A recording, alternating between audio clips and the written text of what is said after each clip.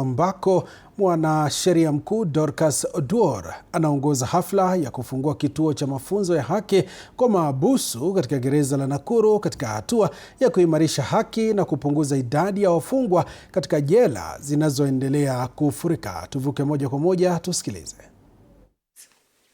And that equality before the law is what people identify with the rule of law. But it is just one.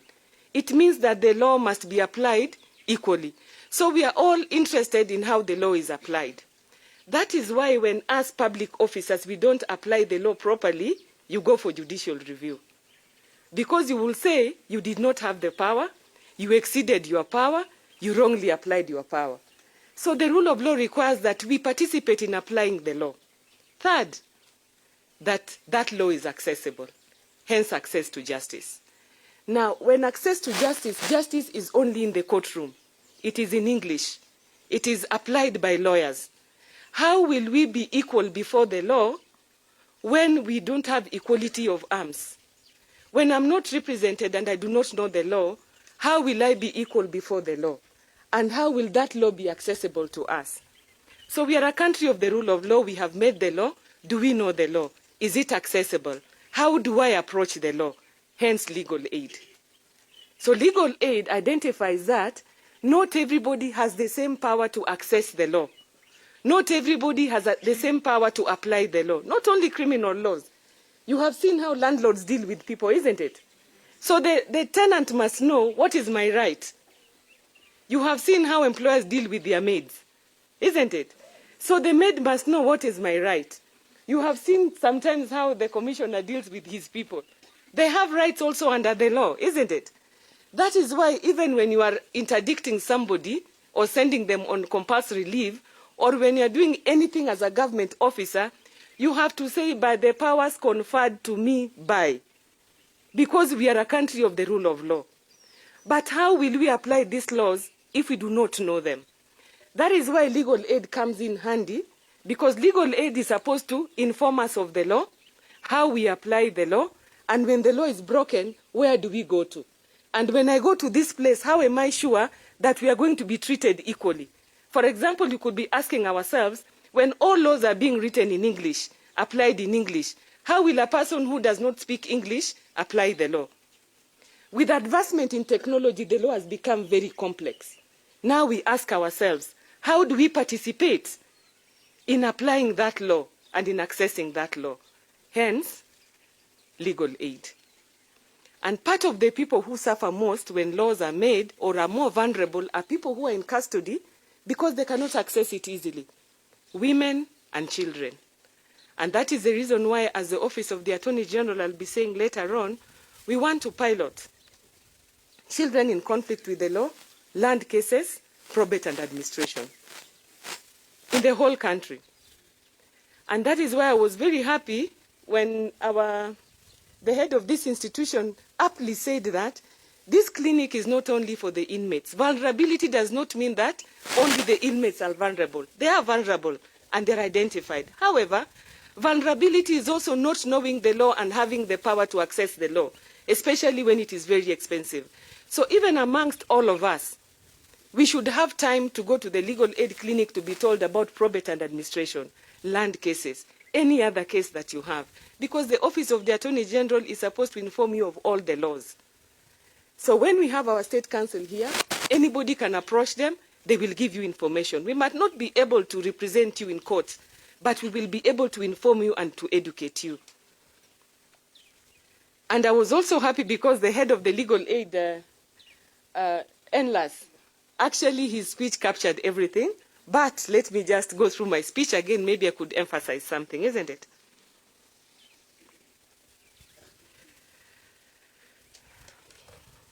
So at the heart of this initiative lies a simple but powerful conviction that justice must never be the preserve of the privileged, but a lived reality for every Kenyan, including those within our correctional institutions. And I will give you an example. All of us are using Safaricom, isn't it? If you have a problem with Safaricom and they take you to court, a civil court, now tell me about the lawyer who's representing Safaricom against you.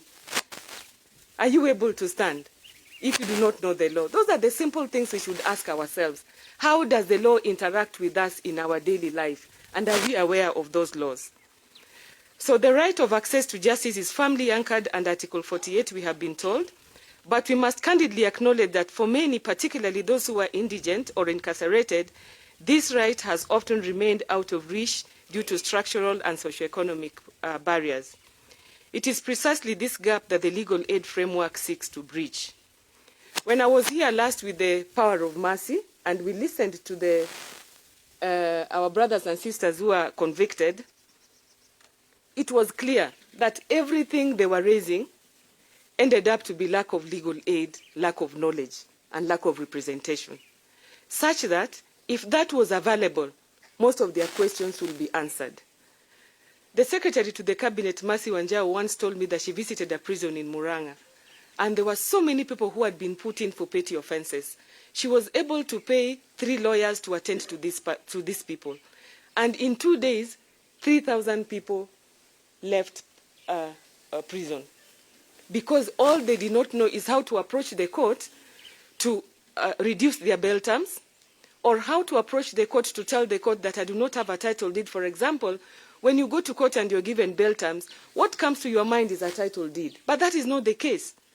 There are other ways of securing your appearance in court other than a title deed. But if you do not know, you cannot approach the court.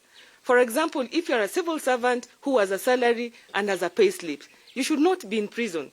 So these are the little things that if you had knowledge and information, you are able to deal with. So we have already established similar centers in Machakos, Kitui, Nairobi, and in Nairobi, Kibera, each serving as a critical access point of justice within their respective communities. The difference with the 4 areas is this. Today, we have done it in Nakuru prison. In Nairobi, we did it in Kibera at the precincts of the courts. It's at the court station. In Machakos, we have put the container in our office. And in Kitui, we have put it at the county commissioner's office. We want to look at these 4 areas by the end of this financial year to see which is the more viable place to put the containers so that people can access them. The choice of the container is deliberate and deeply rooted in people-centered justice. When I took office, I found that legal aid was in one building in the middle of the town on 4th floor. And I was asking myself, how would anybody reach these people? You have to go through the security, you have to go through a lift, you have to speak English. How will they reach? So we decided, let us have a simple container that can be friendly to the people, that people can access in an atmosphere that is more friendly, like for example here. So this container can be placed directly within communities, including informal settlements, bringing services fiscally closer to those who need them most. And then the informality, unlike imposing government buildings, the centers provide a friendly, non-intimidating environment that encourages walk-ins and openness. Mobility, the unit can be moved or redeployed based on shifting community needs. They ensure prudent use of public resources while enabling rapid nationwide rollout. Then each container is powered by solar energy, ensuring that continuity of service and contributing to Kenya's sustainability goals. And then it is purpose designed. And I want to speak about that. We are now all talking about technology. You realize that the judiciary has moved very fast with CTS. Everything is now online. I am informed, Judge, that even in the magistrates' courts, yes, now the court list is online, yes, and sometimes we mention online. Now you can imagine my mother in the village who has a land case and you are telling her your case is being mentioned online tomorrow. Where would they go to? That is the reason why in these containers we have put 2 booths. That is supposed to, at this end and that end there is a booth. It is supposed to help people to know how to access virtual courts and how to self-represent using virtual courts. So that even if we cannot, even where we cannot represent you, you are able to represent yourself. As already mentioned, the Legal Aid Center will prioritize high-need justice areas, including land matters, which include boundary disputes, evictions, land fraud, probate and administration, children in conflict with the law. And I want to speak about land matters. I was in charge of Power of Mercy for a very long time when I was in the office of the DPP. I think I was the chair for about 10 years. One of the challenges that we face that when people are in long incarceration, they are deprived of their right to land. You stay in prison for 20 years, you find your land had been subdivided, your wife had already sold land, your parents, you don't get your share. So although we are piloting land cases in the whole country, but I think for people in incarceration, the right to land is something that we must all support so that wherever you are not deprived of your right, of your property, just because you are in incarceration. Sometimes you even find people selling your land and property saying that they're going to pay for you bail or to pay fine. And you ask yourself whether that is the prudent use of your property. When they leave prison, they have nowhere to go because the land had been sold. So I think that is one factor that will be very important. Now, the establishment of this legal aid center within Nakuru Maximum Prison ensures that inmates are able to access legal advice, pursue appeals where merited, seek review of their cases, and engage in meaningfully with the justice system. It is a recognition that justice must follow every citizen wherever they may be. I have a history with this prison. When I was in the office of the Director of Public Prosecutions and I was in charge of All for Justice, I came here. I found that it was the prison with the highest number of pretrial detainees, which is not right. And I have a photograph which we took with them. It was not looking very good. So we had planned to come and do an RRI to see whether we could remove them. But I left the place before we did that. I am informed today again that out of 1,919, convicted are 939, unconvicted are 919. No, convicted are 939 and convicted are 980. It is not fair that 980 people are in prison and they have not been convicted. Taking into account that even when you are found not guilty, how do we repair the loss? And how do we make sure that while you are here, you are living a meaningful life? Because we have not been able to accelerate the wheels of justice very quickly, we are hoping that by having the legal aid clinic, the people who are unconvicted are able to move their cases quickly so that they don't stay long in custody. We will also be, we've already talked about the society benefiting from this. And finally, we want to talk about collaboration. As the Office of the Attorney General, we realize that we cannot give legal aid to everybody efficiently and effectively. Therefore, we value partnership. For that reason, we are calling upon the Law Society of Kenya in your pro bono services. This legal aid center will be available for all of us who are giving legal aid. We just have to agree with the management of the prison which day they'll be allowing the Law Society of Kenya to come and give legal aid. And all the civil society that are offering legal aid, we are offering the container as a one-stop shop. We just agree on how we use it so that we have a structured way of giving legal aid. Because we find sometimes the civil society can be interested in a matter. After sometimes you lose out and you are left on your own. Even the lawyers who give pro bono services, sometimes they start with you, but in the middle of the case, they run away. So we want to make sure that from this clinic, everybody who comes, there is continuity of representation, and we follow through the cases. So we are inviting everybody to partner with us. It is our equipment. It is for the government. So all of us should use it together. Now we can know the number of people that come in, go out, and how they are assisted. And as I finish, there are two things that I want to talk about. Technology. We are now uptaking technology as a country and all over the world. Technology is at the center of people's lives. But we must also know that technology is actually making more complex investigation and prosecution of offenses. The defenses we used to rely on, I was not there, I did not carry a panga, will not be there when there is a CCTV camera playing how you committed the offense. So we have to be very careful that the normal defenses that we used to have are now going to fall by the way. Because of technology, law enforcement is going to make it easy to prove offenses against you. And that is the more reason that you should equip yourself on even how you can fault a CCTV recording. On M-Pesa, if you receive money on M-Pesa and you use it and it's not yours, you are going to be convicted, and I think it is a fine of about 10 million, even if you received 500 shillings.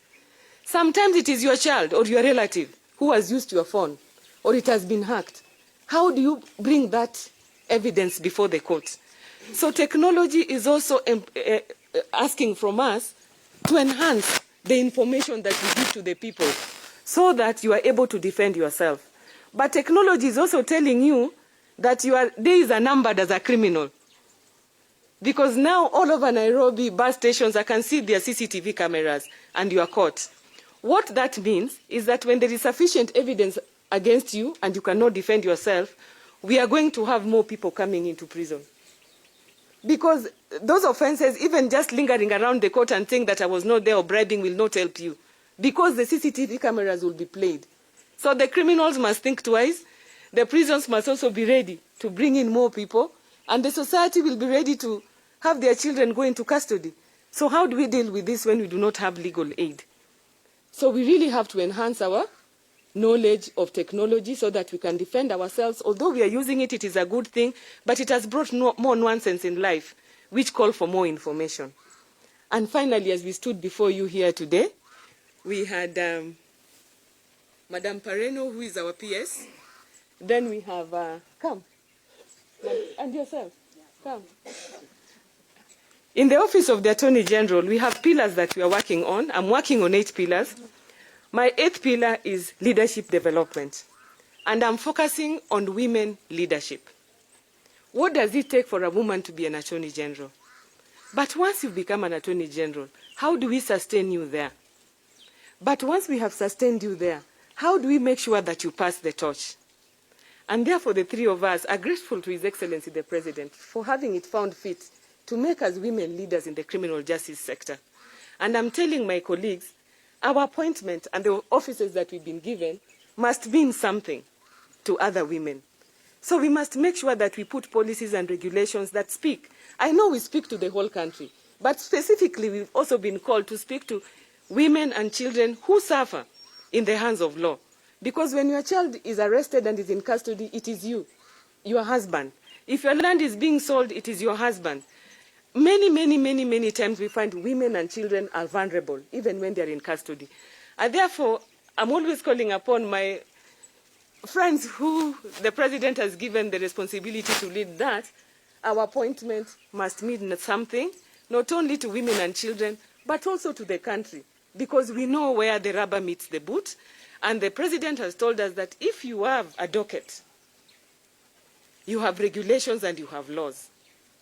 How does your office, or how do you as a leader make sure that you translate it to daily life?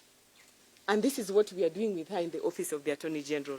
So I hope in the fullness of time that our appointment and leadership will mean something to you and will leave something more tangible to the society to benefit from. Thank you.